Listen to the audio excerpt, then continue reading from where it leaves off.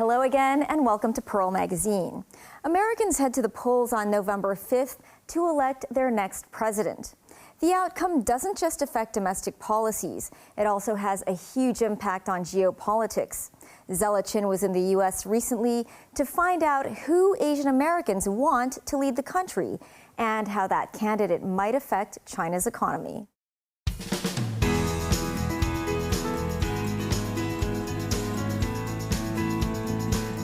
National polls show a close race in the U.S. presidential election between Vice President Kamala Harris, the Democratic Party nominee, and former President Donald Trump, the Republican Party nominee. The polls are within the margin of error. People around the world are watching the U.S. presidential elections. Will Americans re-elect former President Donald Trump? Or will voters take a bet on Vice President Kamala Harris? She could become America's first Asian American and woman president. Karen Wong is from Shaoxing in Zhejiang province in the mainland. She first visited the United States in 2005. When landing here, walk on the Fifth Avenue, I just smelled free, that's the feeling. Then I had my dream. I told myself I would came over here one day. I would like others, have my own space at the New York. She studied and worked in Europe, and then she relocated to the U.S. in 2014, and now runs a beauty salon in New York City. Karen became an American citizen this year, and she is looking forward to voting in her first presidential election in November. I was living in China many years and never get a voter right. When I went to UK and Germany, same thing. I don't have the voter rights there. So first time for me to be the American citizen, to vote, to put my own voice out there. Yes, I'm very excited for that. She plans to vote for former U.S. President Donald Trump of the Republican Party because she thinks he is a strong leader who will improve the living standards of Americans. Because you really look at the frustration in the United States. It's almost become like third world. You see like a subway, it's just so dirty and so bad. Now you go to even like a Vietnam, Singapore, this place, Hong Kong, and much better. So that's one thing I really would like Trump can be the president to make America great again. A couple of blocks away, Karen also owns a home textiles business.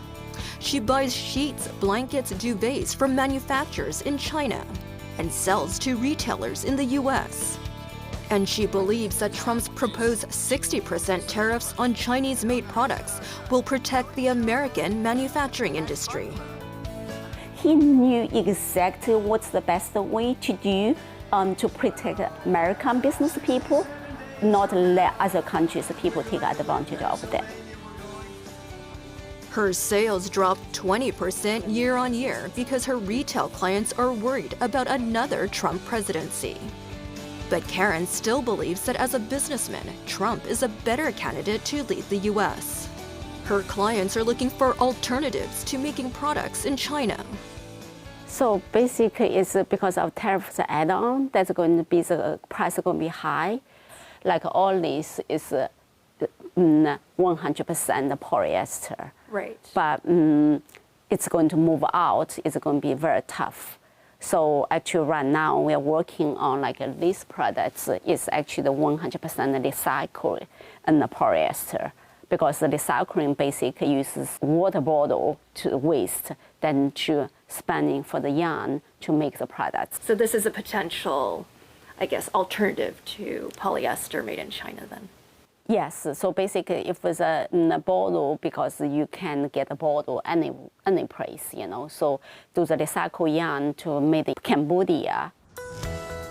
Kevin Hirano is a deputy director for a Washington, D.C.-based NGO, APIA Vote, which promotes voter engagement among Asian American communities. He says the issues that concern Asian American voters the most are economy, inflation, education, crime, and healthcare. To move our families here and start something, it is about making sure that we're able to be successful here. That choice to start your American dream is really important, and being able to economically thrive and then being safe, generations after are able to continue to benefit from that decision to move. About 40% of Asian Americans identify as Democrats, 20% as Republicans, and 30% identify as independent. 24-year-old Kevin Patel was born and raised in Los Angeles. His parents are from Gujarat, India. They immigrated to the United States for better opportunities. Okay, so Kevin, we're looking at the skyline of Los Angeles right there. Where exactly is the smog? Yeah, so right above the skyline, you can see it's much clearer and blue. But when you go below the skyline and in downtown, and you can see this very thick layer of gray, smog. And how did that affect you growing up? I went from being a healthy, healthy boy, playing sports and going outdoors to one that was in and out of the hospital day in, day out. His health problems motivated him to become a climate activist. He fights to improve the environment for his community through raising awareness and mobilizing young people. Kevin intends to vote for Vice President Kamala Harris, the Democratic presidential nominee, because she is more willing to listen to his generation and champions climate issues. When she was vice president, she was the tie-breaking vote for the Clean Energy Plan that brought over 330,000 jobs around the clean energy sector.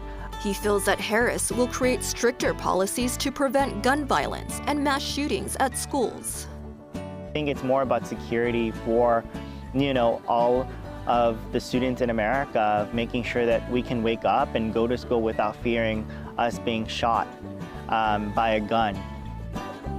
And Kevin thinks a Harris administration is more likely to end the war in Gaza and the Middle East. We can really push the Harris administration to take a stronger stance, not just only calling for a permanent ceasefire in Gaza, but also making sure that there's an arms embargo to the Israeli government so that we're not fueling this, genocide, essentially, this war. 15 million Asian Americans are eligible to vote, which represents about 6% of the U.S. electorate. Kevin Hirano says while 6% may sound like a small number, but Asian Americans have the potential to sway the U.S. presidential election. We know that in 2020 and in races from federal level down to the state level are being won by very, very thin margins. 10,000 votes won the presidential election in Georgia. Most states always vote for the Republican or Democratic Party nominee. Either party has a good chance of winning in a battleground or swing state. North Carolina is now a battleground state. It's voted for Republican presidential candidates for years, except for 2008 when it voted for Barack Obama, a Democrat, and the country's first black president. State polls show the presidential race is very tight in North Carolina. Cliff and his partner frequently bring their dogs to this park in Cary, North Carolina. Our first date was actually a doggy hike, a doggy play date, where we just took the dogs on a short hike and we hit it off. Cliff's parents emigrated from Hong Kong. He was born and raised in North Carolina and spent 10 years working on the mainland in healthcare consulting and operations. He met his partner Matt shortly after returning to the United States in 2020. Cliff plans to vote for Vice President Kamala Harris of the Democratic Party in November. I feel that the Democratic Party has done much more for the forward movement of the queer community in terms of being out and proud, being able to serve in the military, being able to get access to health care. Biden and the Kamala administration have put in probably over 200 appointees, and I think that voice and representation is really important for our community. Another hot topic is the United States' highest court overturned Roe v. Wade in 2022, which ended abortions being covered under the constitutional right to privacy. And now the states decide whether it's legal for women to have abortions. During Trump's presidency, he appointed 3 judges to the Supreme Court that joined the majority in the ruling. Cliff believes that the Democratic Party's platform of a woman's right to choose what they want to do with their bodies is more aligned with his own values. If you are limited to how you can choose what you want to do for your own health care, whether it's transitioning into a different gender, whether it's getting an abortion, that is, my values are, it's between you and your clinician. It's not between you and the state, the government, to tell you what you should do. In a sign of the divided state of North Carolina, Cliff's mother will be voting for former President Donald Trump. My mom's view is that there's a huge rise in illegal immigrants almost taking over the country, taking over our healthcare. So as a result, we need stricter policies, not letting them in, building a wall, those types of things, which are different from what I believe. With a little more than 2 weeks until Election Day, Americans are still very much divided on who they want to lead the nation. When we come back, finding the right organ donor across the border. Stay with us.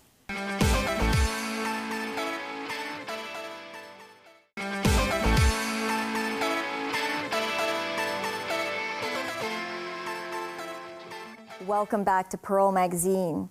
Over the last few years, more than 110 patients have passed away while waiting for an organ donation here in Hong Kong. The government is now talking to mainland authorities to set up a regular mechanism on cross-border organ transfer. Alice Khan reports how the differences in immigration control regulations on organs poses a challenge for patients in need.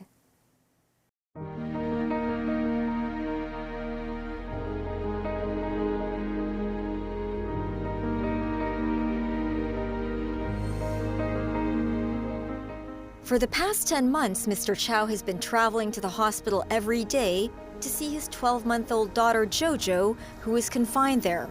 At birth, she was diagnosed with obstructive jaundice, a potentially fatal liver condition. When the baby was born, she had jaundice and underwent phototherapy. 1 month later, her skin is still very yellow. So we brought her to hospital for a blood test and saw the level of bilirubin in the blood has been going up. She was diagnosed with obstructive jaundice. She underwent an operation last October, but now the bilirubin level hasn't lowered. It's gone up instead. She needs a liver transplant. Jojo is in the queue for a liver graft, either from a brain-dead donor or a living donor. Whenever I see doctors or nurses, we ask them whether there is a liver graft. They say no. In August, Jojo was transferred to the intensive care unit. Her skin becomes more and more yellow. Her mother stayed overnight in the ward and found she didn't urinate. Her tummy, arms and feet swelled up. Her flesh, skin were hardened and inflated. If the bilirubin level reaches a very high level, it will affect the brain and other organs. So we are very worried and desperate, but we feel helpless. Mr. Chow has been appealing for a liver donor on Facebook. I believe 20-30 people have expressed willingness to be a living donor. Still, the family has not yet found a donor. They need the family's consent. They also have to consider the risk of the operation. It's difficult. In Hong Kong, more than 2,000 patients are waiting for an organ transplant every day, but only 5% of the population has signed up in the centralized organ donation register. If you look at kidney transplantation, the peak was something like nearly 100 cases a year. That was in 2012. And now it's down to like 50-something cases, which is almost a half of the peak, which is quite a significant drop. And if you look at liver transplants, again, the peak has been almost 80 cases a year, and now it is down to 30 cases in 2023. Hong Kong has one of the lowest deceased organ donation rates in the world. The number of donors per million people stood at 4.7% in 2022. That represents just a tenth of places in the world's highest donation rates, like Spain at 46%. Professor Albert Chan says 100 patients are now waiting for liver transplants in the hospital. A lot of the times it's because of the cultural belief or the family reluctance that basically leading to the refusal of consent in this situation. A lot of the families, they believe in preserving the whole body. Many patients waiting for a liver don't survive. According to the hospital authority, a total of 118 patients died while waiting for liver, heart, or lung transplants between 2018 and 2022. Without a liver transplant, a lot of these patients, they will die within 4 weeks' time. Patients die every day because of liver failure, because there's no liver graft available. Jen was a recent liver donation recipient. The mother of two is in the hospital to meet her nutritionist. She was diagnosed with a polycystic liver in 2018 and waited for years for a liver transplant. She was admitted to hospital waiting for a transplant in early 2022. It's a hope. I've got changed already, prepared to be sent to the operation theater. But then I received a call from the medical team telling me that you could go home. The liver was not good enough for transplant. She had 2 more scheduled transplants in the following months, but both turned out to be false hopes. Her health deteriorated quickly. Other organs were all displaced, so I often had tummy ache, sometimes so severe that I could do nothing but stayed in bed. Finally, she received a right liver graft and underwent a liver transplant in September 2022. We were very grateful. The kids were excited. I can go out with my kids and do things together with them. I had a few trips after the operation. Some patients queue up for organ transplants in both Hong Kong and mainland hospitals, hoping to have more chances of success. 77-year-old Andrew Tong was diagnosed with liver cancer in 2006. He was at a terminal stage. Because of the long queue in Hong Kong, his doctor suggests he go to a Guangzhou hospital. He said, they do liver transplant there. Go and try your luck. You either live for 3 months or you have to go to do a liver transplant. At the time, his wife hired a car to take him to a hospital in Guangzhou, where he stayed and waited for a liver graft. The whole body is just like collapsing. So tired, mentally and physically. Every day, the doctor will come to visit to your bed, and then you ask the doctor, have we found a liver? And she said, no. Terrible, terrible feeling. Finally, a month later, the doctor found a match for him, and the operation went well. It costs a lot. I have, when after the operation, I came back and, checked my bank accounts and all my monies are gone. It must be like $1 million, Hong Kong dollars. Nothing you can do. 17 years later, Andrew is still in good health. He enjoys running and has joined sports competitions. He also promotes organ donation. I've been doing this promotion for the last 10 years or so. People are getting less and less resistant to this, and which is a very good sign. But I still think it's not good enough. What do you think is not good enough? Because we are still not having enough organ for the people in line waiting for the transplant. That's the sad thing. The government is exploring the establishment of a regular mechanism to share cadaver organs between Hong Kong and the mainland. It came after the first cross-border organ transfer case in 2022. In 2022, 4-month-old baby girl Tse Hei was suffering from acute heart failure. She was saved after receiving a heart donation from a young mainland child who was killed in an accident. Tse Hei had the heart transplant in the Hong Kong Children's Hospital. In July this year, the hospital also received cord blood transferred from the mainland to treat a 5-year-old girl with severe thalassemia. If without transplant, the child needs repeated transfusion every month to sustain the life. In October, the girl will undergo a stem cell transplant procedure at this transplant center. This is one of the single isolation room in our center. Actually, we have 10 transplant beds in this center. So you will see this is a 2 doors, double doors, because this system, the 2 doors will not open at the same time. So they make sure that to maintain the isolation, and also the air will go from room to outside. So the dirt, the germs will free from the patient. Frankie said the cord blood came from the girl's younger brother, which was stored in Shenzhen. On the mainland, all organs procured and transplanted must go through the Central Organ Transplant Response System, and only certain hospitals can do organ procurement. Organ transport across the border is prohibited except with special permission. This means Hong Kong hospitals and the government must file an application with mainland authorities and await approval for each cross-border organ transfer case. Various organizations and departments are involved, like the Customs and the Red Cross Society of China, and in Hong Kong, also the Customs and also the Department of Health, and also the headquarters of Hospital Authority. They did nice coordinations in ensure the smooth transfer of the cord blood from the bank to our laboratory. David Lam urged the government to speed up discussions with the mainland on cross-border organ transfer arrangements.